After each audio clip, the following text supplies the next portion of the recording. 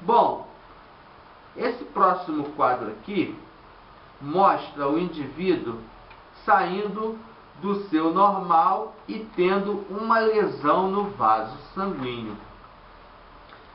Vê se vocês conseguem observar bem uma ruptura de vasos, né? E essa ruptura de vasos mostrando o extravasamento de sangue por essa lesão. Eu vou pedir aqui ao meu ajudante de câmera para ficar segurando aqui o meu quadro. Ajudante de câmera, segure o quadro aqui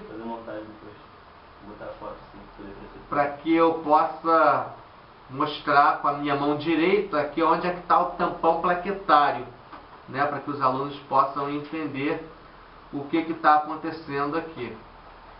Bom, vocês estão vendo que sem plaquetas, nesse primeiro instante aqui, o sangue fluiria livremente pelo corte.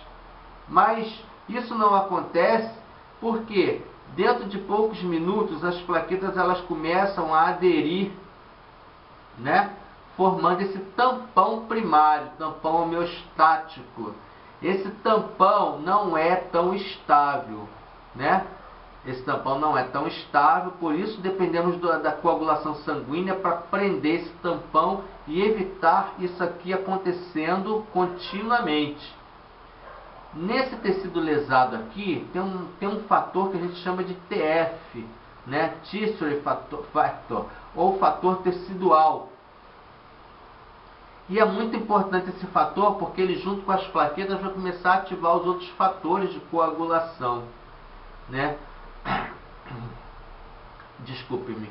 É importante vocês também saberem que essa plaqueta aqui, ela é vasoativa e libera uma substância chamada serotonina. Num primeiro instante, a plaqueta ela faz com que haja diminuição desse calibre venoso aqui. Esse calibre venoso vai diminuir de tamanho justamente para que o sistema de coagulação possa trabalhar. Como assim trabalhar, professor? Se vocês imaginarem isso aqui como uma estrada, vocês certamente observariam que se isso aqui fosse uma cratera na estrada, seria muito difícil de alguém trabalhar reconstituindo essa parte da estrada se vocês não fizessem o quê? A obstrução da estrada aqui e do outro lado, deixando o trânsito somente em meia pista. Então há a necessidade dessa vasoconstrição para diminuir a saída de sangue e também para facilitar a coagulação e a restauração desse tecido. Bom, muito bem. Nesse próximo quadro aqui, eu já coloquei o diâmetro do vaso sanguíneo um pouco menor do que o anterior, para que vocês possam entender o que eu estava falando no anterior. Aqui o diâmetro já está diminuído, e vocês observem aqui, em azulzinho, FT, o fator tissular, ou fator tecidual, se juntando às plaquetas aqui e começando a mexer com outros fatores solúveis. O fator 7 é um deles, né? O fator 7 é um deles. Agora eu quero que você se lembre o seguinte: essa coagulação aqui está acontecendo a nível venoso. Porque a nível arterial é muito complicado de se fazer a formação do coágulo por causa do fluxo sanguíneo, a pressão sanguínea é muito maior. E para que esse coágulo seja estável, né, unindo, é muito mais complicado. Daí, na maioria das vezes, a necessidade da intervenção cirúrgica, onde o médico vai fazer a sutura de vasos para que possa ocorrer esse tampão, né, cirúrgico, porque se fosse só o sistema de coagulação, a coisa não aconteceria.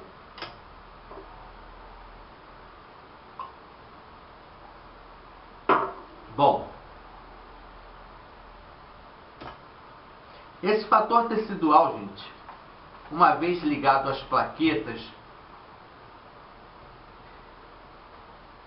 ele vai se ligar ao fator 7 e vai ativá-lo. Esse fator 7 é o fator estável ou a proconvertina. A função dele principal é ativar os fatores 9 e os fatores 10. Né? E uma vez que esse fator 7 está ativado, esse fator 7 vai ganhar uma letra minúscula ao lado dele. Para dizer a verdade, todos os fatores de coagulação, depois de ativados, ele ganha uma letra A ao lado dele, como vocês podem observar na ilustração que está na apostila. O fator 7 ativado, juntamente com o fator tecidual e as plaquetas, então, vai ativar o próximo fator da coagulação sanguínea, né? Agora vamos então falar do fator 10, que é o fator de Stewart-Prowler. O fator 10 é o fator de Stewart-Prowler, ele vai ser ativado, né? Vai se juntar a esse complexo até agora, fator tecidual, plaquetas, fator 7, e ele consegue então, a partir disso daí, né, juntamente com esse complexo, ativar o próximo componente da cascata.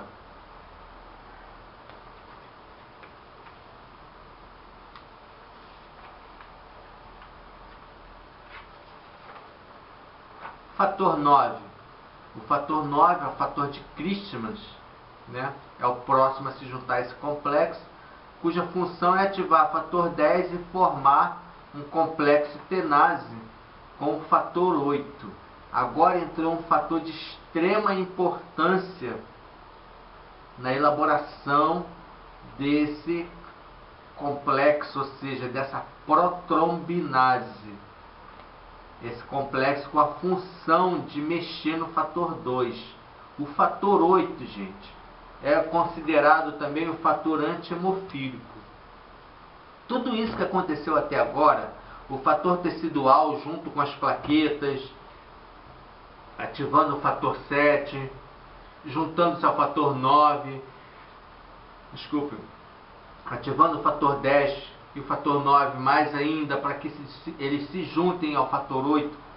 Se o fator 8 ou o fator antihemofílico estiver em poucas quantidades, né, se o paciente tiver uma hemofilia, ou seja, geneticamente ele estiver com uma produção diminuída dessa proteína, né, nada disso adiantaria para que houvesse a formação do coágulo, porque a deficiência do fator 8 vai levar à doença que nós chamamos de hemofilia. Ou seja, esse complexo protrombinase, que é o complexo que vai mexer no fator 2, na protrombina, ele vai ser deficiente e ele não vai conseguir converter tanta protrombina em trombina, que é a finalidade do sistema de coagulação das duas vias, é fazer a conversão da protrombina em trombina. É esse quadrinho que eu estou mostrando para vocês aqui agora. Isso em azul escuro, parecendo uma formiguinha sem patas, parecendo o número 8, fator 2, é a protrombina. Essa protrombina, uma vez que ela é ativada e ganha a letrinha A ao lado dela, ela vai se transformar então em trombina. E essa trombina tem por função básica trabalhar em cima do fator 1. Fator 1 é o fibrinogênio. Esse fator é que diferencia plasma do soro. O que tem no plasma que diferencia ele do soro é exatamente fibrinogênio. Porque quando vocês coletam sangue no tubinho com EDTA, ou com citrato de sódio, ou outro anticoagulante, esse anticoagulante, ele impede com que a cascata de coagulação se finalize, né, retirando um dos componentes principais, né? Alguns trabalham em cima de algum desses fatores, outros trabalham em cima do cálcio, né? E